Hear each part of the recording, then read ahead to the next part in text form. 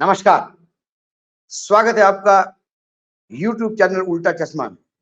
लेकर आया हूं आपका अपना कार्यक्रम विश्लेषण विद वानखड़े। दो खबरें हैं अलग-अलग,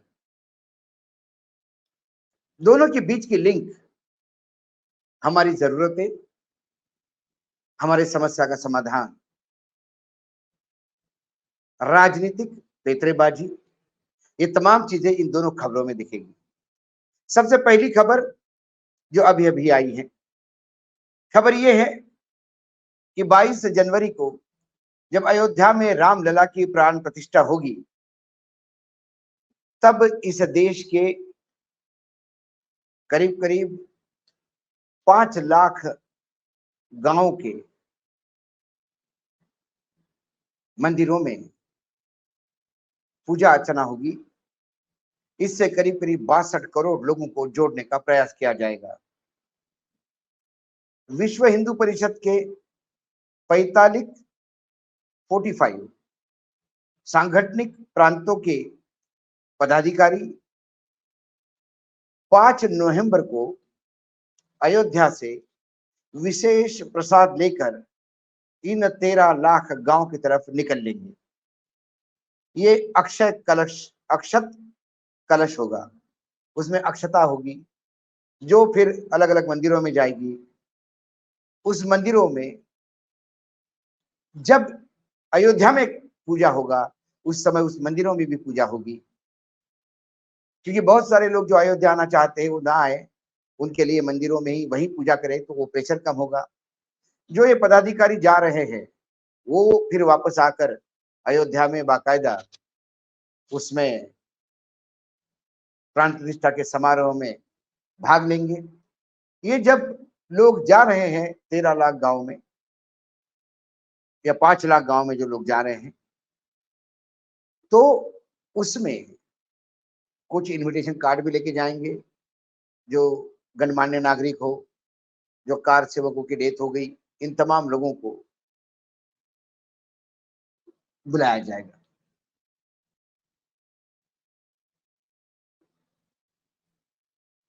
बासठ करोड़ लोग,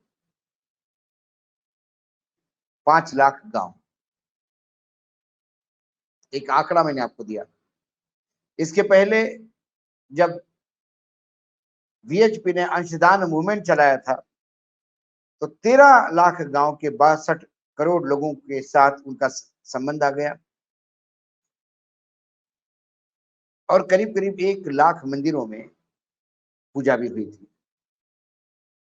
अब ये 5 लाख गांव के 1 लाख मंदिर इन्होंने चिन्हित किए, जिनमें पूजा होगी। वो मंदिर भी अलग-अलग समाज के अलग-अलग होंगे, ताकि सर्व समाज को जोड़ा जाए।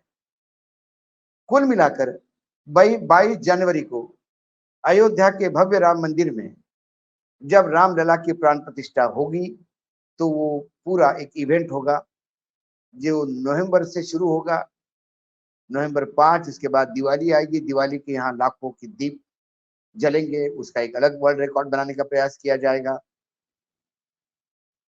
उसके बाद फिर दिसंबर में प्राण प्रतिष्ठा, और कुल मिला के पूरा दिसंबर, नवंबर ये राममय कराने का पूरा प्रयास राम मंदिर न्यास भी करेगा, भारत सरकार भी करेगी, भारतीय जनता पार्टी करेगी, राष्ट्रीय स्वयंसेवक संघ करेगा और राष्ट्रीय स्वयंसेवक संघ के वीएचपी जैसे जो बाकी ब्रांचेस है वो भी काम करेगी। ये पहली खबर। दूसरी खबर ये है कि बिहार के मुख्यमंत्री नीतीश कुमार जी ने एक दिन पहले ये खबर आने के 1,20,336 शिक्षकों को नियुक्ति प्रमाण पत्र दिया। देश आजाद होने से आज तक शायद एक दिन में इतनी बड़ी तादाद में सरकारी नौकरी के नियुक्ति पत्र देने का ये पहला अवसर होगा, जो 1,20,336 शिक्षकों को नियुक्त किया गया। उसमें 12% शिक्षक जो है वो परप्रांतीय है। उत्तर प्रदेश के कई विद्यार्थियों ने बिहार में जाके परीक्षा दी, परीक्षा उत्तीर्ण भी हुई और वो वहां पे नियुक्ति पत्र मिलकर अब शिक्षक भी बन गए।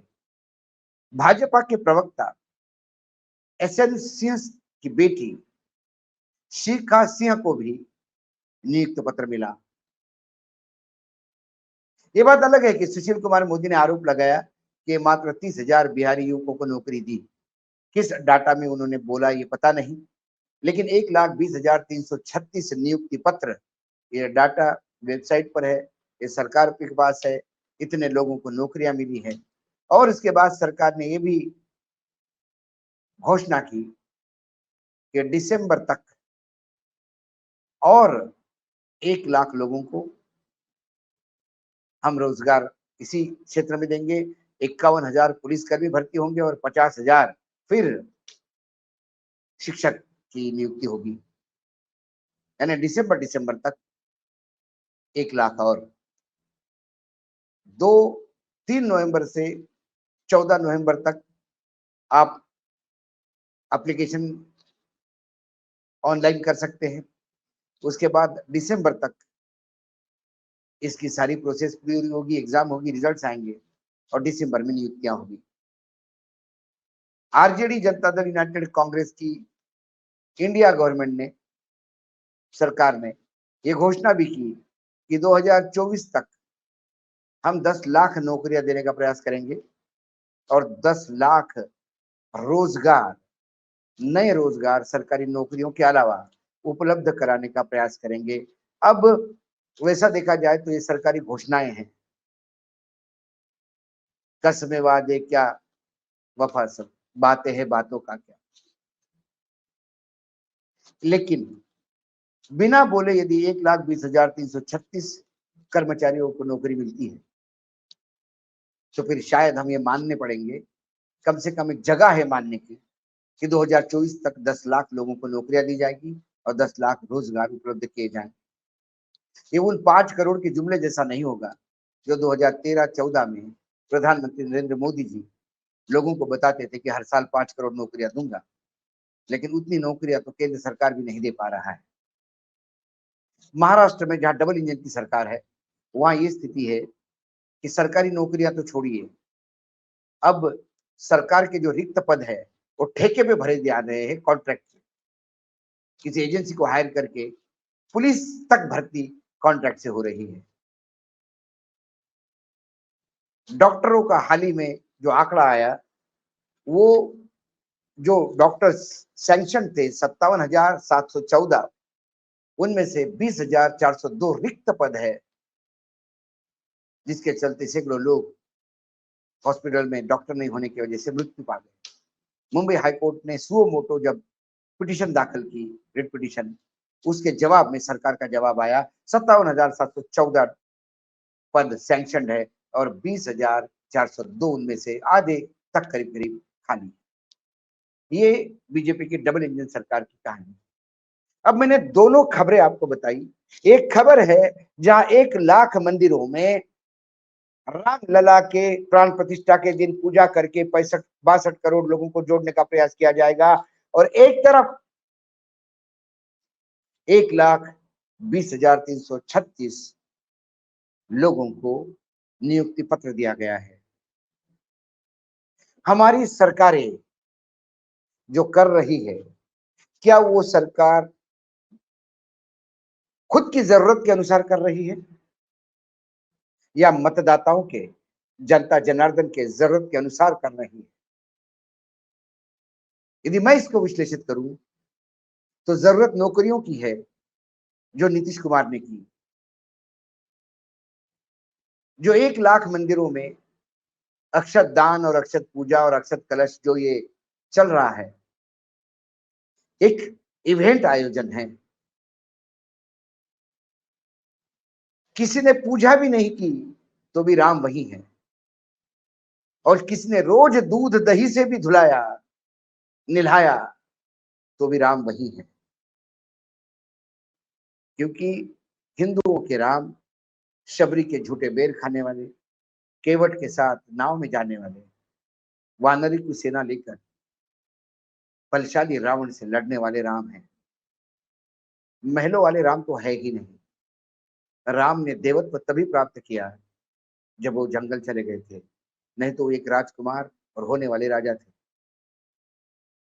ये धर्मांधों को कौन समझाए? जहाँ नौकरियों की जरूरत है वहां मंदिरों की पूजा अर्चना की जाती है। 1 लाख मंदिर, 1 लाख नियुक्त पत्र, ये मैं आप पे छोड़ता हूँ।